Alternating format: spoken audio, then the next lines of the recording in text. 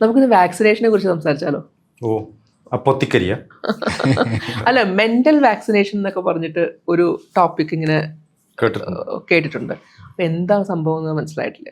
എന്താണ് വാക്സിനേഷൻ? വരാൻ പോകുന്ന രോഗത്തിന്റെ പ്രതിവിധി. അതെ. എന്താണ് മെന്റൽ വാക്സിനേഷൻ? വരാൻ പോകുന്ന പ്രശ്നങ്ങളുടെ പ്രതിവിധി സ്വന്തം ഉണ്ടാക്കുന്നതാണ്. ഓക്കെ. അതായത് ജീവിതത്തിൽ കൂടുതൽ കൂടുതൽ കൂടുതൽ എക്സ്പീരിയൻസ്ഡ് ആവുന്നതോടുകൂടി നമ്മൾക്ക് കൂടുതൽ കൂടുതൽ കൂടുതൽ വിഷയങ്ങളെ, കൂടുതൽ കൂടുതൽ അഡ്വാൻറ്റേജുകളെ നമുക്ക് ഉൾക്കൊള്ളാൻ കഴിയുന്ന ഒരു അവസ്ഥയാണ് മെൻ്റൽ വാക്സിനേഷൻ. ഇപ്പോൾ നമ്മൾ ഉദാഹരണത്തിന് നമ്മളിപ്പം പേപ്പട്ടി വിഷബാധയ്ക്ക് നമ്മൾ കുത്തിവെക്കുന്നത് പേപ്പട്ടി കടിച്ചു കഴിഞ്ഞാൽ അല്ലെങ്കിൽ വാക്സിനേഷൻ ഡോക്ടർ വീണ ഉദ്ദേശിച്ചിട്ടുള്ളത് ചെറുപ്പത്തിൽ 3 വയസ്സിൽ 5 വയസ്സിൽ ജനിച്ച ഉടനെ പലതരത്തിലുള്ള വാക്സിനേഷൻ, അസുഖങ്ങൾ വരാതിരിക്കാൻ വേണ്ടി നമ്മൾ പ്രിവെന്റ് ചെയ്യാം. അത് പ്രിവെന്റീവ് വാക്സിനേഷൻസ് ആണ്.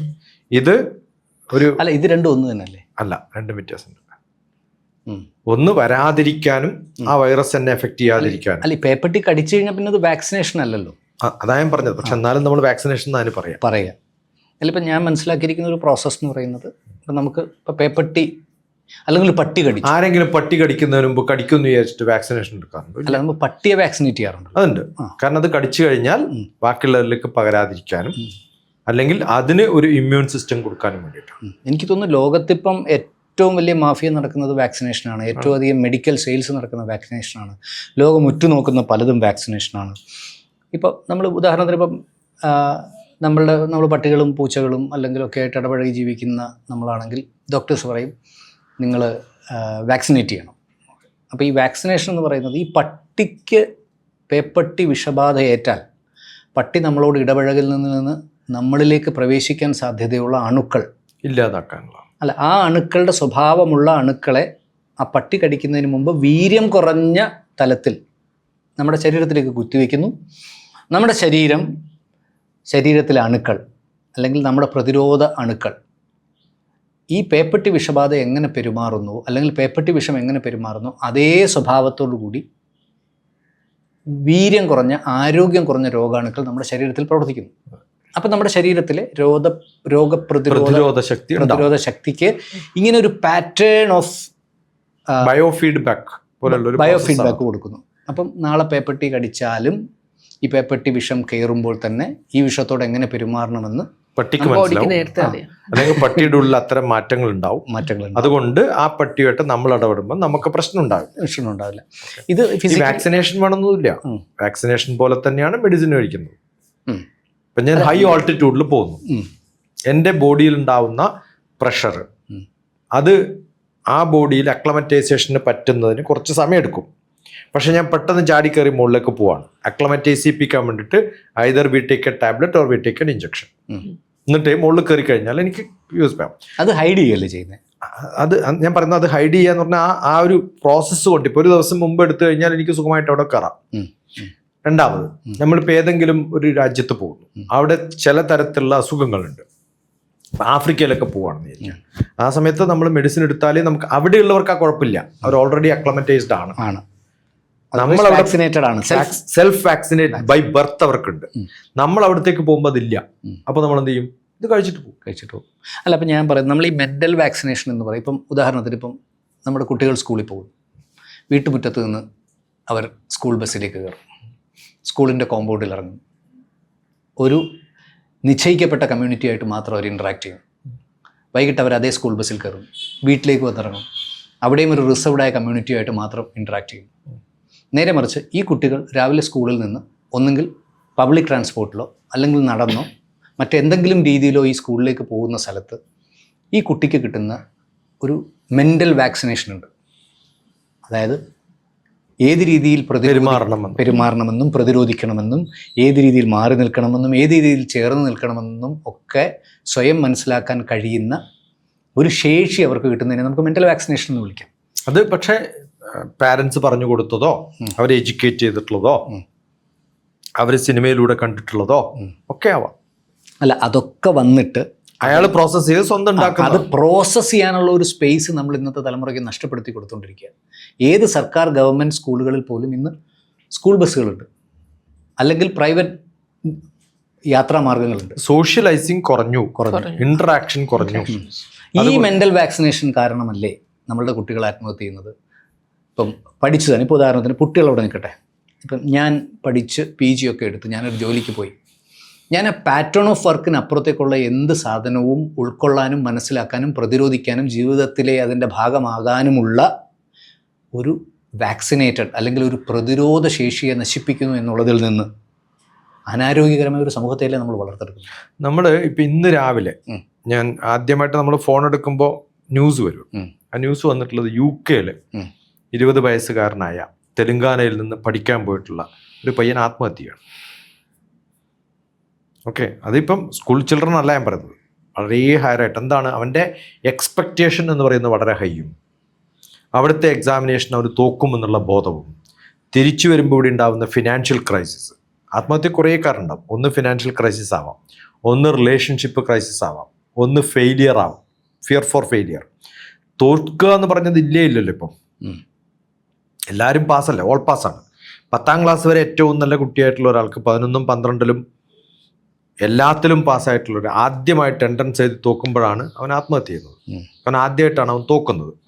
ഈ തോൽവി എന്ന് പറയുന്നത് പഠിപ്പിക്കാൻ വേണ്ടിയിട്ടാണ് നമ്മൾ ഗെയിംസ്. എല്ലാവരും എല്ലായ്പ്പോഴും ജയിക്കില്ലല്ലോ, അതുപോലുമില്ല നമുക്ക്.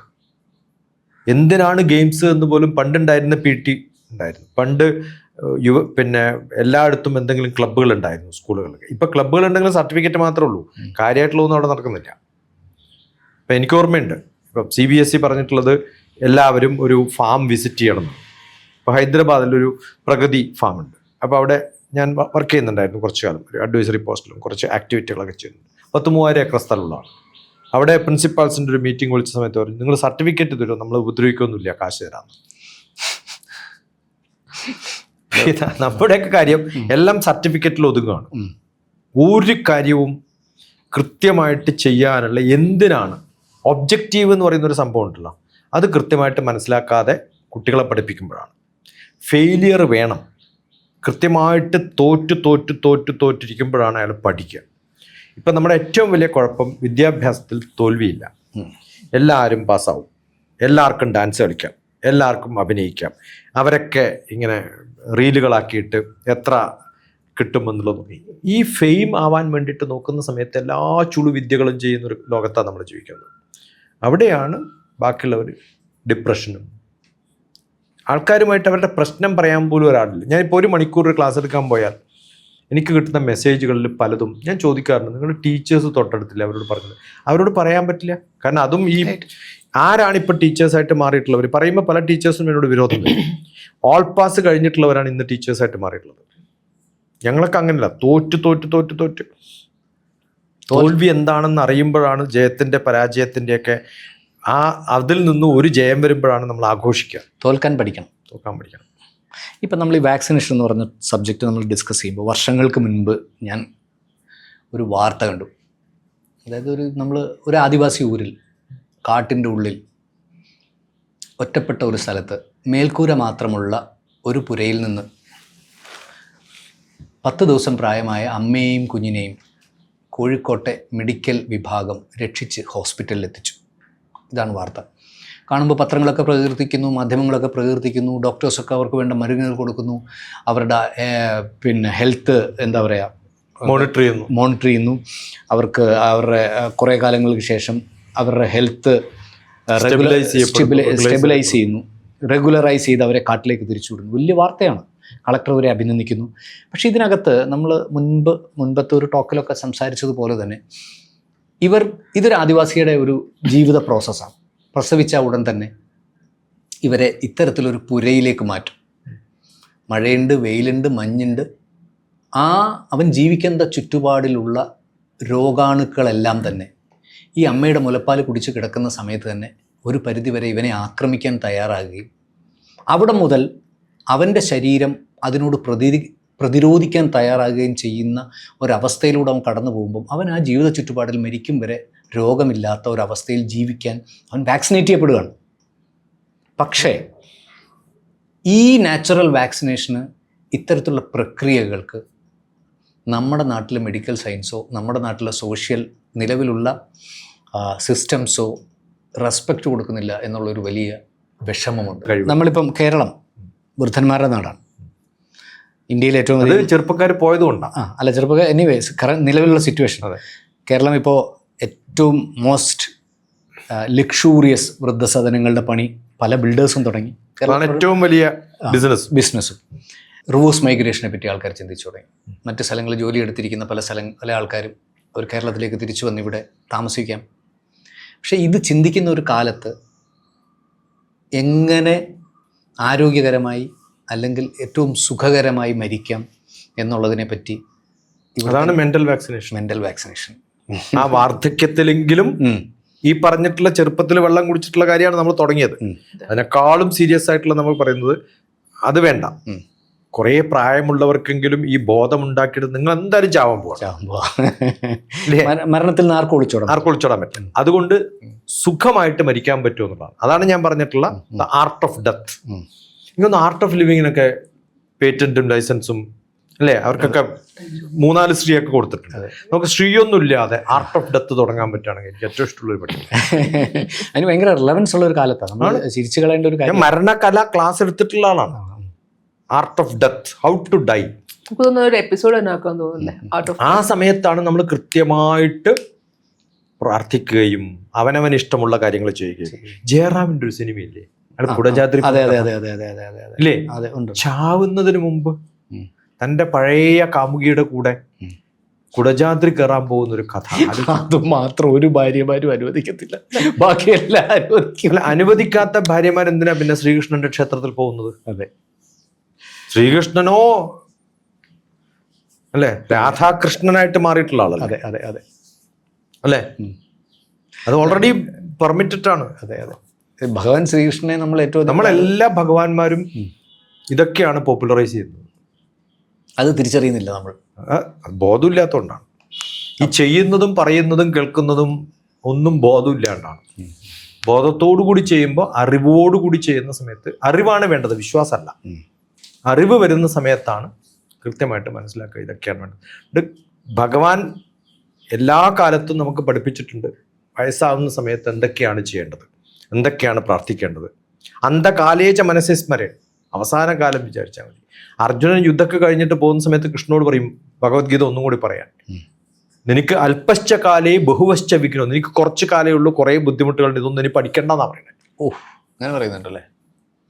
ഇപ്പം നമ്മൾ ഭഗവാന്മാര്, ഞാൻ പണ്ട് പിന്നെ ഇവിടെ ഒരു പ്രഭാഷണത്തിന് വന്നിട്ട് എനിക്ക് ടിക്കറ്റ് ബുക്ക് ചെയ്ത സമയത്ത് എൻ്റെ വയസ്സ് എത്ര കൊല്ലം മുമ്പാണെന്നറിയോ? 10-30 കൊല്ലം മുമ്പ് എൻ്റെ വയസ്സ് ചെയ്ത് 65 വയസ്സാണ്. കാരണം ഇവിടെ ഓർഗനൈസ് ചെയ്ത ആളുടെ വിചാരം 60 വയസ്സ് കഴിഞ്ഞാലേ ഭഗവത്ഗീതയൊക്കെ പറയുള്ളൂ. നീ ഇപ്പോഴേ തുടങ്ങിയോ? ഈ ധാരണ മാറ്റണം. നമ്മൾ സുഖമായിട്ട് ജീവിക്കാൻ പറ്റുന്നത്, എനിക്കിഷ്ടമുള്ളത് ചെയ്യുന്നത്, ആ ഹിതം എന്താണെന്ന് കണ്ടുപിടിച്ചത് ചെയ്യാൻ സാധിക്കുന്നത് വലിയൊരു സ്വാതന്ത്ര്യമില്ലായ്മയിൽ നിന്ന് സ്വാതന്ത്ര്യത്തിലേക്ക് പോകുമ്പോഴാണ് സുഖം കിട്ടുക. എന്തായാലും നമ്മൾ ജീവിക്കുന്നത് മെൻ്റൽ വാക്സിനേഷൻ്റെ കാലത്താണ്. എല്ലാവരും മെൻ്റലി വാക്സിനേറ്റഡ് ആവട്ടെ എന്ന് ചിന്തിക്കാം. നമസ്കാരം. Thank you.